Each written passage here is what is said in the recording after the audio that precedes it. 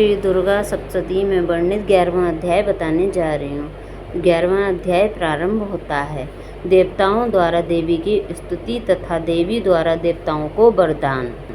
ऋषि बोले, देवी के द्वारा महादैत्यपति शुंभ के मारे जाने पर इंद्र आदि सब देवताओं ने अग्नि को आगे करके अभिष्ट के प्राप्त होने के कारण कात्यायनी देवी की स्तुति करने लगे। उनके मुख कमल खिल गए थे। देवता बोले, हे शरणागत के कष्टों को दूर करने वाली देवी, सर्व विश्व की माता, प्रसन्न हो। हे विश्वेश्वरी, प्रसन्न हो और इस संसार की रक्षा करो। हे देवी, चराचर जगत की तुम ईश्वरी कही जाती हो। इस संसार की एकमात्र आधार तुम ही हो, क्योंकि तुम पृथ्वी रूप हो।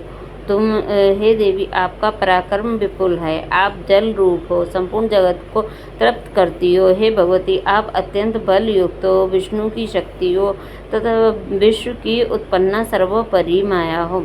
इस संसार को आपने अपने मोह में डाल रखा है। आपके प्रसन्न होने से मुक्ति की प्राप्ति होती है। हे देवी, समस्त विद्याएं आपकी ही मूर्ति हैं।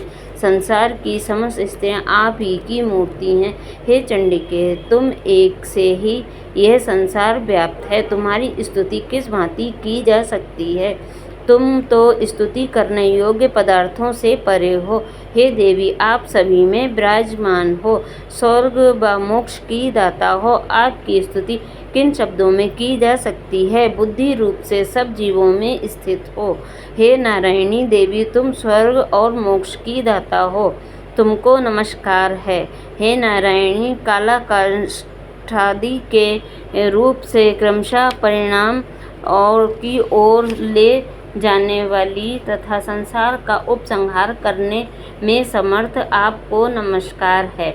हे समस्त मंगलों को देने वाली, हे शिवे, हे सर्व सिद्धि प्रदान करने वाली, हे शरणागत वत्सला, हे त्रिनेत्री, हे गौरी, हे नारायणी, आपको हमारा नमस्कार है।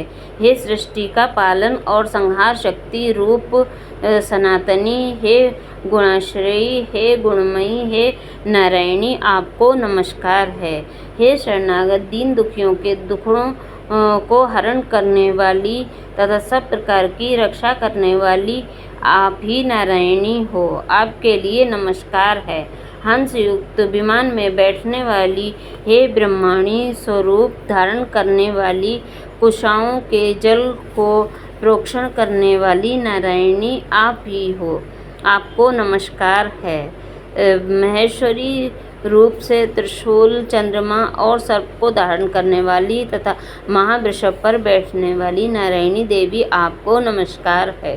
मोरों और मुर्गों से घिरी रहने वाली तथा महाशक्ति धारण करने वाली कौमारी रूप धारिणी निष्पापे नारायणी, आपको नमस्कार है। हे शंख, चक्र, गदा और सारंग, धनुष तथा उत्तम आयुधों से धारण करने वाली वैष्णवी रूपे आप प्रसन्न होइए। हे नारायणी, आपको नमस्कार है। हे उग्र महाचक्र धारिणी, आप अपने दांतों पर पृथ्वी को रखे हुए, हे बारहा रूपिणी, हे शिवे, हे नारायणी, आपको नमस्कार है। भीषण नृसिंह रूप धारण करके असुरों को मारने वाली, त्रिलोकी की रक्षा में समर्थ, हे नारायणी, आपको नमस्कार है। मस्तक पर किरीट तथा हाथों में महावज्र धारण किए, सहस्त्र नेत्रों से प्रकाशमान और वृतासुर के प्राणों को हरने वाली, हे ऐन्द्री, हे नारायणी, आपको नमस्कार है। हे शिवदूती रूप से दैत्यों की महती सेना का संहार वाली, हे घोर रूपे, हे महारावे नारायणी, हम आपको नमस्कार करते हैं। दाढ़ों के कारण विकराल मुख वाली, मुंडमाला से सुशोभित मुंड असुर को मारने वाली, हे चामुंडे, हे नारायणी, आपको नमस्कार है। हे लक्ष्मी, लज्जा, महाविद्या, श्रद्धा, पुष्टि, स्वधा, ध्रुवा, महारात्रि, महाविद्या रूपा नारायणी, आपको नमस्कार है। मेधा, सरस्वती, भराभूति, बाभ्रवी, तामसी, नेता और ईशा रूपी, हे नारायणी, आपको नमस्कार है। हे सर्वरूपा सर्वेश्वरी सर्वशक्तिमान हे दुर्गे, आप हमारी समस्त भयों से रक्षा कीजिए। आपको नमस्कार है। हे कात्यायनी, 3 नेत्रों से विभूषित मुख वाली हमारी संपूर्ण भयों से रक्षा करो। आपको नमस्कार है। हे भद्रकाली, ज्वालाओं के समान भयानक और समस्त असुरों का विनाश करने वाला त्रिशूल हमारी सभी भयों से रक्षा करे। आपको नमस्कार है। हे देवी, अपनी ध्वनि से सब विश्व को व्याप्त कर असुरों के तेज का विनाशक आपका घंटा समस्त पापों से उसी प्रकार रक्षा करे जैसे माता अपने पुत्रों को बुरे कर्मों से रक्षा करती है। हे चंडिके, असुरों के रक्त और चर्बी से रंगे हुए आपके हाथ में चमकता हुआ खड्ग हमारी रक्षा करे। हम आपको नमस्कार करते हैं। हे देवी, तुम प्रसन्न होने पर समस्त रोगों का नाश कर देती हो, रुष्ट होने पर समस्त अभिलाषाएं कामनाओं का विनाश कर देती हो। आपकी शरणागत मनुष्य पर कभी आपत्ति नहीं आती। जो आपके आश्रय होते हैं वे सबके आश्रय बन जाते हैं। हे जगदम्बिके, आपने अपने को विविध स्वरूपों में विभाजित कर इन धर्मद्रोही असुरों का संहार किया है। इन समस्त कामों के करने में किसी और की सामर्थ्य नहीं थी। समस्त विद्याओं में ज्ञान प्रकाशित करने वाली वेदों तथा शस्त्रों में आपका ही वर्णन है। आप ही इस संसार को अंधकार रूप ममता के गड्ढे से बचा सकती हो, जहाँ राक्षस, भयंकर, विषैले, सर्प, दुश्मन, चोर, डाकू और लुटेरों के दल एवं दावानल हो वहाँ तथा समुद्र के मध्य में आप विश्व की रक्षा करती हो। हे विश्वेश्वरी, आप विश्व की परिचालक विश्व रूप होकर समस्त विश्व को धारण किए हो। आपकी प्रार्थना भगवान विश्वेश्वर भी करते हैं। जो भक्ति तथा नम्रता सहित आपके सन्मुख नतमस्तक होते हैं वे संपूर्ण विश्व के आश्रय होते हैं। हे देवी, आप प्रसन्न होइए। आपने इस समय जिस प्रकार असुरों का वध करके तत्काल ही हमारी रक्षा की है, उसी प्रकार हमारी असुरों से सदा रक्षा करती रहना। संपूर्ण विश्व के पापों तथा उत्पाद कारण पैदा होने वाले महामारी आदि बड़े बड़े उपद्रवों को शीघ्र ही दूर करें। विश्व के समस्त दुखों को दूर करने वाली हे देवी, आपके चरणों में पड़े हैं, हम पर प्रसन्न होइए। त्रिलोक के निवासियों की पूजनीय परमेश्वरी, आप हम सबको वर दें। तब देवी बोली, हे देवगण, मैं वरदान देने वाली हूँ। जगत के उपकार करने वाले अभिलाषित वर मुझसे मांगो, मैं अवश्य दूंगी।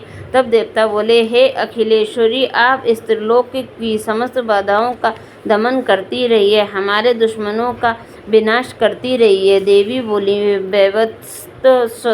वैवस्वतः मनवंतर के 28वें युग में शुंभ और निशुंभ नामक दोनों महाअसुर फिर पैदा होंगे। तब मैं नंद गोप के घर में उनकी पत्नी यशोदा के गर्भ से उत्पन्न हो करके विंध्याचल पर्वत पर उन दोनों महासुरों का संहार करूंगी। तत्पश्चात पृथ्वी पर अत्यंत उग्र स्वरूप से अवतार लेकर वैप्रचलित नामक असुरों का विनाश करूंगी। उन वैप्रचलित नामक महाअसुरों का भक्षण करते समय मेरे दांत अनार के फूल के समान लाल दिखेंगे। उस समय स्वर्ग से देवता और मृत्युलोक में मनुष्यगण मेरी निरंतर स्तुति करते हुए मुझे रक्तदंती नाम से पुकारेंगे। फिर पृथ्वी पर 100 वर्ष तक अनावृष्टि के कारण मुनियों की प्रार्थना करने पर बिना गर्भ के मैं इस पृथ्वी पर उत्पन्न होंगी। तदंतर 100 नेत्रों से मुनियों को देखूंगी, अतः मनुष्य मुझे शताक्षी नाम से ही मेरी स्तुति करेंगे। हे देवताओं, उसके बाद मैं अपने शरीर से उत्पन्न शाकों द्वारा जब वर्षा न होगी तब तक समस्त संसार का पालन करूंगी। इस कारण जगत में मेरा नाम शाकंभरी विख्यात होगा और उसी समय मैं दुर्गम नामक राक्षसों को मारूंगी, जिससे मेरा भगवती दुर्गा नाम प्रसिद्ध होगा। और फिर मैं भीम रूप धारण करके मुनिजनों की रक्षा के लिए हिमालय वासी असुरों का भक्षण करूँगी। इस प्रकार मेरा नाम भीमा देवी प्रसिद्ध होगा। जिस समय अरुण नामक असुर तीनों लोकों में भयंकर उपद्रव करेगा, उस समय मैं असंख्य भंवरों का रूप बनाकर उस महासुर का वध करूँगी। तब इस संसार में सभी मानव मेरी भ्रामरी नाम से स्तुति करेंगे। इस प्रकार जब जब इस विश्व में दानवों द्वारा उपद्रव उत्पन्न होंगे, तब तक मैं अवतरित होकर असुरों का विनाश करूँगी। इति श्री मार्कंड पुराण में देवी महात्म्य में देवी स्तुति नामक 11वां अध्याय समाप्त होता है। जय माता की।